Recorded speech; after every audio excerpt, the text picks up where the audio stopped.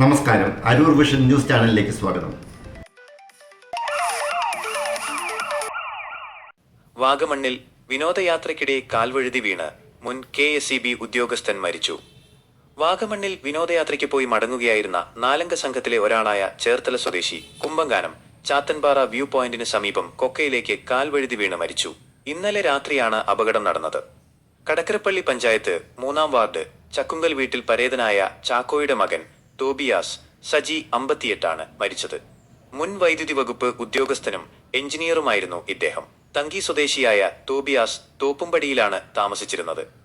സുഹൃത്തുക്കളോടൊപ്പം വാഗമൺ സന്ദർശിച്ച് മടങ്ങുന്നതിനിടെ കാറിൽ നിന്ന് പുറത്തിറങ്ങുമ്പോൾ വ്യൂ പോയിന്റിന് സമീപം കാൽവഴുതി കൊക്കയിലേക്ക് വീഴുകയായിരുന്നു. മണിക്കൂറുകൾ നീണ്ട തിരച്ചിലിനൊടുവിലാണ് മൃതദേഹം കണ്ടെത്തിയത്. പൂച്ചാക്കലിൽ അസിസ്റ്റന്റ് എക്സിക്യൂട്ടീവ് എഞ്ചിനീയറായി ജോലി ചെയ്യുന്ന മോളിജയാണ് ഭാര്യ. സംസ്കാരം നാളെ ശനിയാഴ്ച ഉച്ചയ്ക്ക് 2 മണിക്ക് തോപ്പുംപടി സെന്റ് സെബാസ്റ്റ്യൻസ് പള്ളി സെമിത്തേരിയിൽ നടക്കും.